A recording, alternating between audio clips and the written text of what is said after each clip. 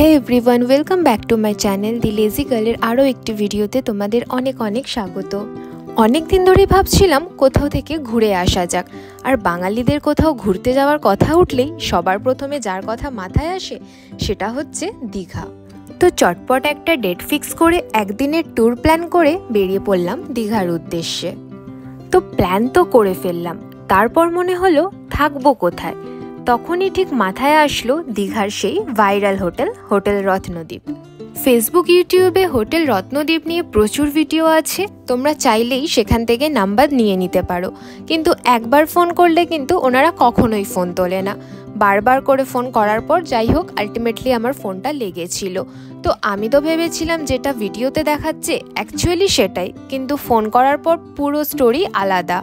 ওখানে অনেক ইনফরমেশন আমাদের ভুলভাল দেওয়া হয় ভিডিওতে, যেটা আমি নিজে ওখানে গিয়ে থেকে বুঝতে পেরেছি। ওনাদের সাথে কথা বলে কিন্তু আমি বেশ ডিসঅ্যাপয়েন্টেড হয়েছিলাম। এই হচ্ছে সেই হোটেল রত্নদ্বীপ।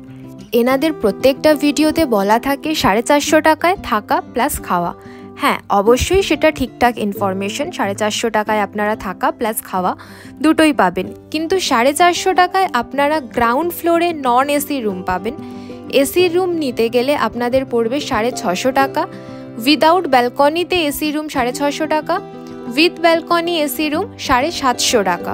তো আমি উইদাউট ব্যালকনি এসি রুম নিয়েছিলাম, আমার পড়েছিল 650 টাকা থাকা প্লাস খাওয়া। আর এই হচ্ছে রুমের ভিডিও। প্রথমেই যেটা হচ্ছে দরজার লক পুরোপুরি ভাঙা। দরজার লক করতে গেলে আপনাকে কিন্তু হাতে 15টা মিনিট মিনিমাম টাইম রাখতেই হবে। তারপরেই সামনের দিকে পেয়ে যাবে একটা আলমারি, ওপরে এসি, ডান দিকে ছিল ওয়াশরুমটা জঘন্য ছিল।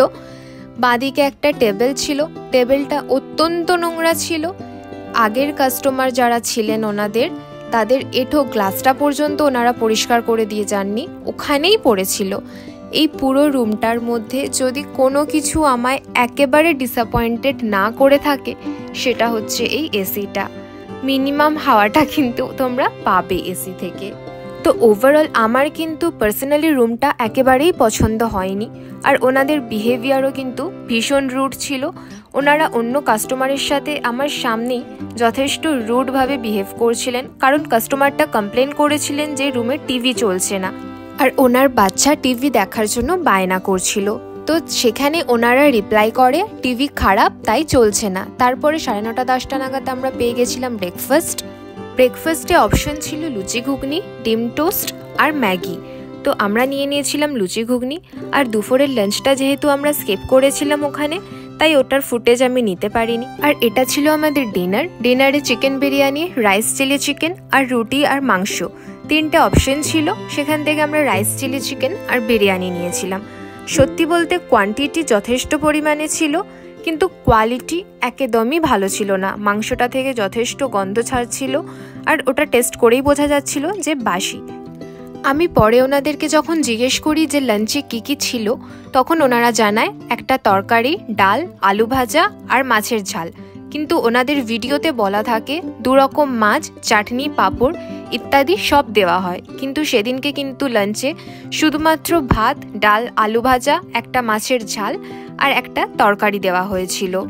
দুপুরের খাবারটা তো আমরা স্কিপ অলরেডি করেছিলাম, আর রাতের খাবারটাও কিন্তু আমাদের পুরোটা ফেলতে হয়েছিল, কারণ সত্যি বলতে ওই খাবারটা আমরা খেতে পারিনি। তো আমার কিন্তু পার্সোনালি ওভারঅল এই হোটেলের কিছুই ভালো লাগেনি, সবটাই আমাকে প্রচণ্ড ডিসঅ্যাপয়েন্টেড করেছে। যাকে এক কথায় বলা যায় West of money, totally West of money. আপনারা কে কে এই হোটেলে যাবেন ভাবছেন বা আগে গেছেন, কেমন এক্সপিরিয়েন্স হয়েছে কমেন্টে কিন্তু অবশ্যই জানাবেন।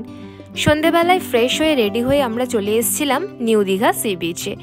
সেদিনের ওয়েদারটা ছিল অসম্ভব সুন্দর। আগের দিনের এত জার্নি, এতটা ক্লান্তি, এই সমুদ্রের ধারে এসে বসার পর যেন এক নিমিষে সব মুছে গেল। সমুদ্রের ধারে সন্ধেবেলায় এরকম ঠান্ডা হাওয়ায় বসে আমার তো ভিডিও করার কথা মাথা থেকেই বেরিয়ে গেছিল। তো যাই হোক, কিছুক্ষণ পর একটা ছোট্ট ক্লিপ নিয়েছিলাম। আশা করছি বুঝতেই পারছো যে কতটা ভিড় হয়েছে।